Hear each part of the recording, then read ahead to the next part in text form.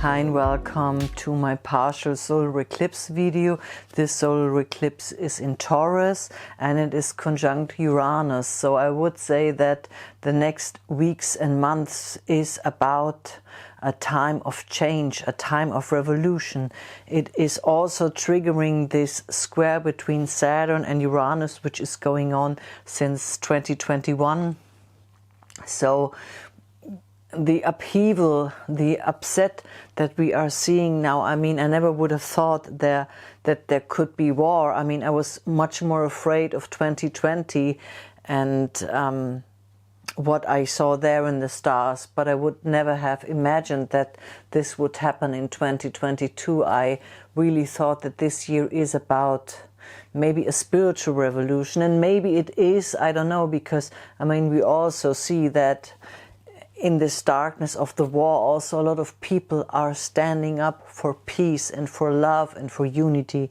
So I hope this will last. And to me, it feels like that we as humanity get less dense, and that maybe we have to go through this crisis to let go of our material worldview on all levels, in the way that capitalism works, in the way how we see life. I mean, we will also see more clearly with the total lunar eclipse that it is really about a change of our view, and that we have to set ourselves free, and that we have to forgive ourselves and others, but we can only forgive what we have truly looked at. We cannot forgive just for letting it go, just to be free, just not to look at it anymore. We really have to change our attitude, and it is a form of sacrifice that we also have to give. And this form of sacrifice means that we have to let go of so much thinking and so much knowing, and coming into the stillness of the Buddha nature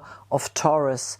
And Uranus in Taurus is about a shake-up, a spiritual awakening of matter. And this, I feel, will change our whole worldview. And maybe this also means that because during these next months and weeks, Pluto will be trining Mercury, because Mercury will go retrograde soon. So it is about also very interesting revelations that we will have, interesting truths that will come to the surface. And I feel that it might also be in the area of extraterrestrial life, or how we are positioned in life, that maybe the human race is not at the top. I would say that it might be that during the next weeks we will be confronted with that theme, and that this theme might be a shock to us, but also an opportunity to set us free. Whether it will be that way, I don't know, but this is what I see. But definitely the next weeks and months, whether these revelations will be about extraterrestrial lives or other dimensions, I don't know. I mean, we will see,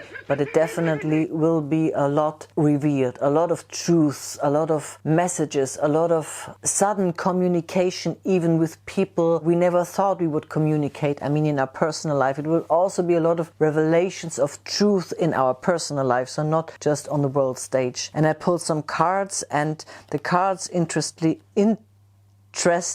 enough are also about the past and the future, with past, with Ereshkigal, with Saturn, with Sappho, and with initiation. So it is this, on one hand, Saturn, Uranus, on one hand, we want to go into the future, initiation, we want the new, we want to experience new things. Sappho, in a way, we are also ready to do new things and to do them differently. But with Saturn and with Ereshkigal, we still have to work through some old patterns, some old karma, some old restrictions, maybe even old themes around guilt, around family themes, around limits that we put ourselves into, and walls we put ourselves into, and others. So it is about overcoming certain limits, but as I said before, we cannot overcome what we have not truly looked at from all sides. And it is out of the sovereign, of the Buddha nature, of the emptiness of the Buddha nature, that allows allows us to really look at what is true and what is false to us and what we need to change and what is an important limit, because I mean Saturn is squaring the nodes the whole time, so it is 2 steps forward, 1 step back, 2 steps forward, 1 step back. I feel like it takes time for us to become less dense and to become less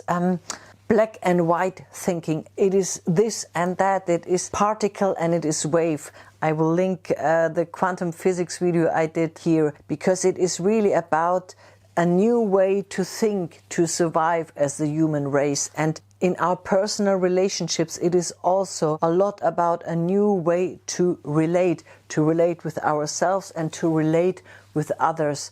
And with this total lunar eclipse, it is about forgiveness.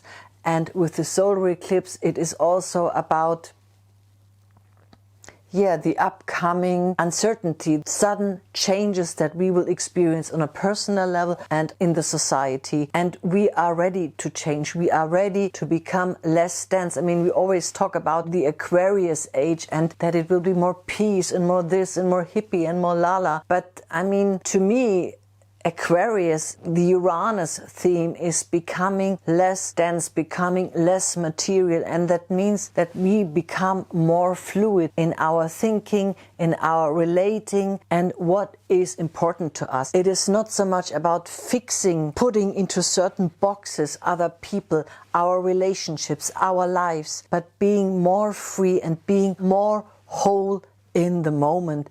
Being in the moment, this is the Taurus Buddha lesson. Being in the moment sets us free and makes us sovereign and nourishes love the most. I mean, Taurus is all about life. It is all about the sacredness of life. And I mean, we also have guardian spirits and patience in this slowness of Taurus, in this slowness of what is Thich Nhat Hanh talking about, this awareness, breathing in awareness, walking in awareness, drinking your tea in awareness.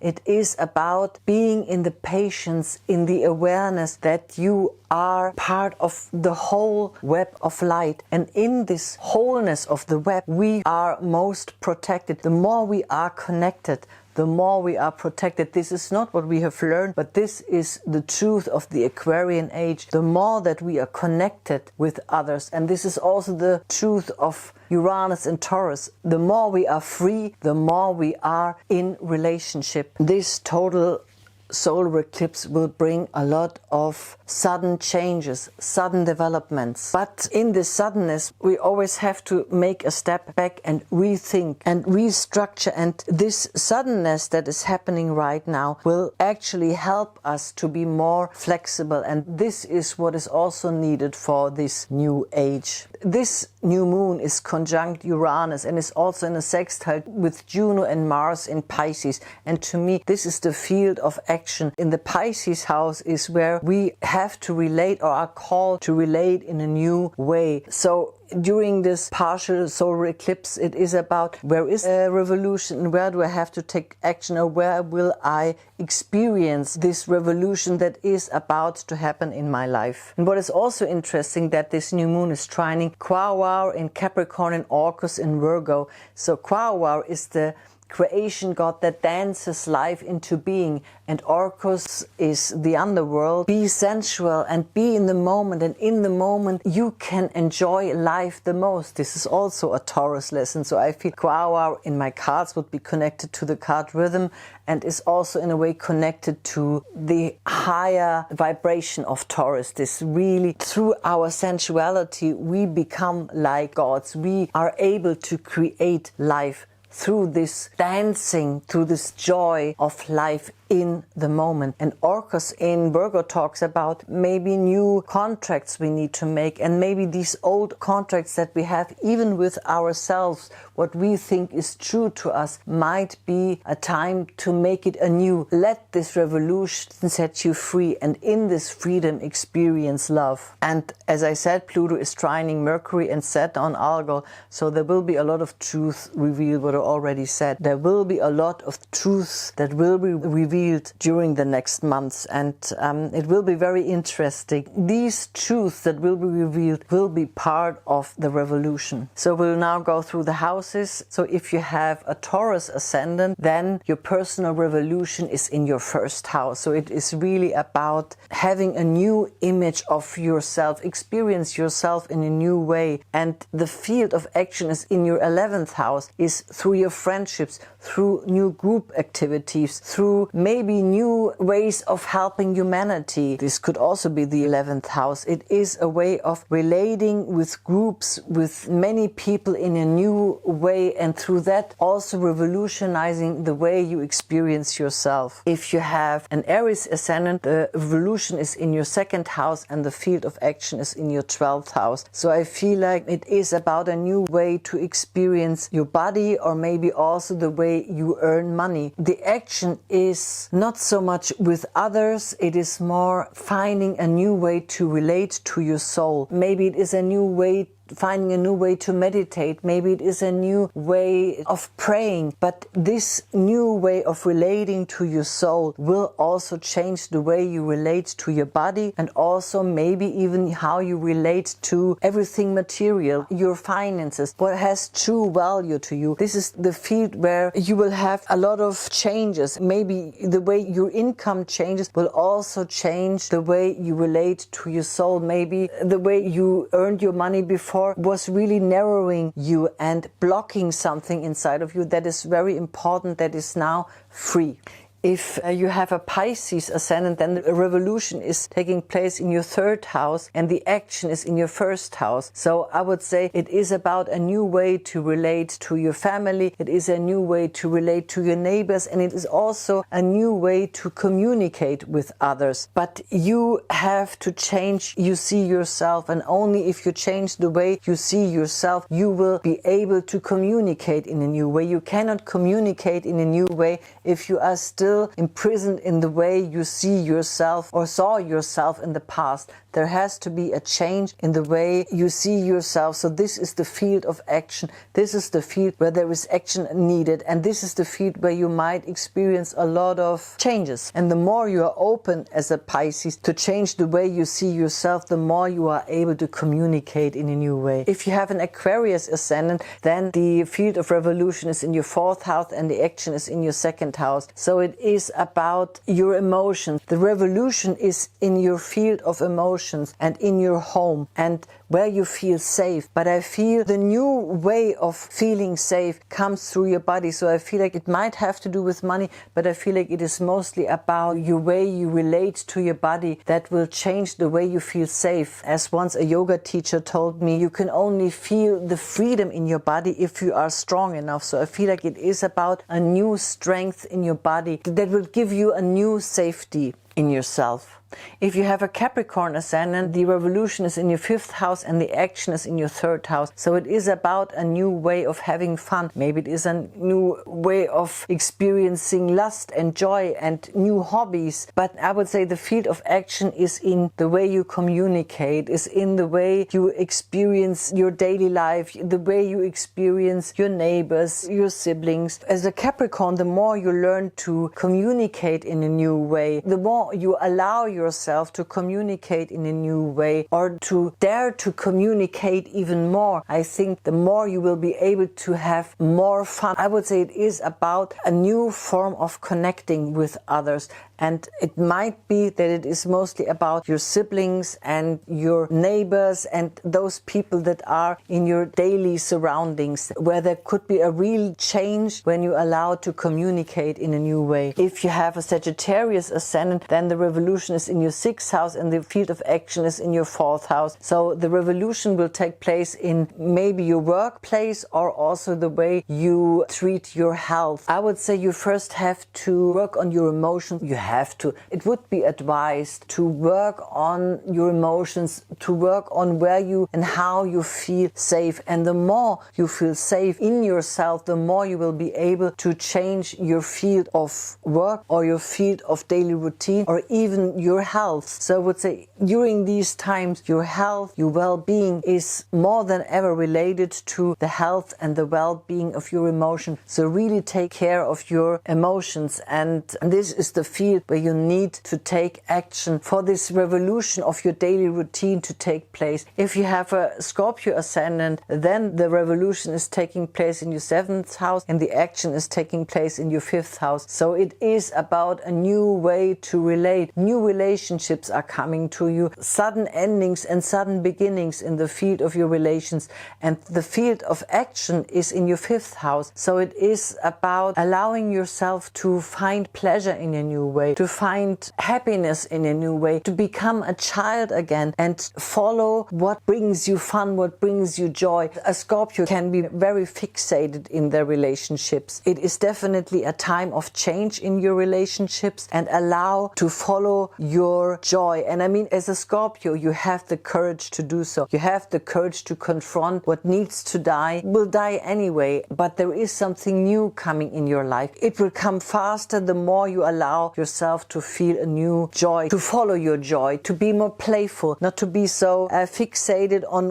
what is right for you and what not, but really to be more relaxed and to just follow your joy. If you have a Libra ascendant, then the revolution is taking place in your 8th house and the action is in your 6th house. So it is about a new way of intimacy. It is about a new form of sharing very intimate resources that you have. To be able to do so, you are really called to change your daily routine, maybe even your work, where you work, your daily working routine, your daily service routine. But I would say most likely it is about, the way you plan your daily life, and there will be some changes needed, or there will be some changes from the outside that will cause this revolution in your intimacy to take place. That this new routine in the end will bring new life to your intimate relationships.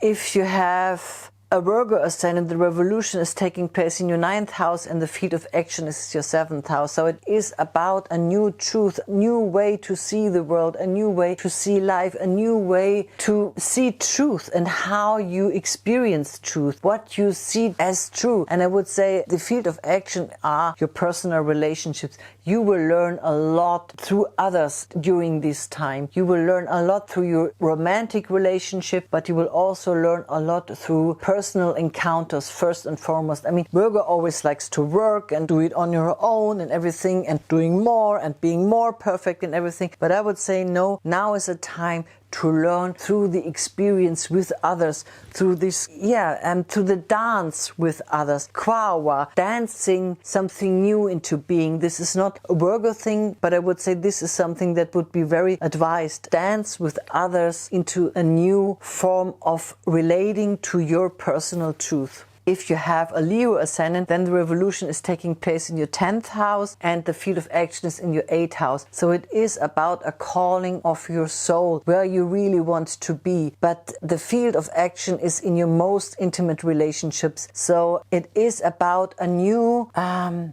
path for you, maybe a new quest for you. But you cannot walk this quest unless you have really found a new way to relate with others. So it is about a new form of intimacy, maybe allowing others to come closer to you, or maybe allowing yourself to be more free. I don't know what it is, but it is definitely a new form of relating to your soul's calling. But you can only relate to your soul's calling in a new way if you allow your relationships, your most intimate relationships, to be anew. If you have a Cancer ascendant, then the revolution is taking place in your 11th house and the field of action is in your 9th house. So it is about a new way of experiencing friendships, of experiencing groups. And I would say the field of action is in your 9th house. It might be that you travel, it might be that you get to know people from other countries that speak another language, that have another religion. So this will influence and change the way you see your friends and maybe even humanity. I mean, the 11th house also can be humanity. With a Cancer ascendant, it is about widening your horizon. And finally, if you have a Gemini ascendant, then the field of revolution is in your 12th house and the action is taking place in your 10th house. So I would say it is about a new way to relate to your soul. And this new way to relate to your soul is in the way you fulfill your soul's calling in the world, so that in these duties that you fulfill, you will actually find God. You will feel the angels talking to you by fulfilling your soul's calling. The field of action is in your 10th house. It is about fulfilling yourself in the world, and by doing that you will feel the angels whisper to you and connect in a new way to God. And this is the revolution for you. It is about a new way to relate to the divine. I feel that these times of changes in Taurus are part of this whole process of the Aquarian age, because now with the nodes in Taurus, we are very much connected with Uranus, and we are also again connected with the square between Saturn and Uranus. So this tension between the old and the new in us and around us. And I feel that all this war and all this violence that is going on is also about an old paradigm that is dying. And an old paradigm has to do with a lot of density, and also a lot of density and righteousness and black and white thinking that needs to die. So I would say the best attitude in my view is to come in the most peaceful relating to others, and we can only relate most peacefully to others if we are in our peace. And I mean, with Uranus we certainly will fall out of this peace, this solar eclipse. It is in the field that we will be shaken. Our calling is to always step back into this peace through our breath and through our stillness. And what I said in the cards, be patient with yourself, be patient with others. Don't know so much, know less, be more. This is my advice. I hope this was helpful. I wish you a wonderful and blessed time. Till next time, namaste.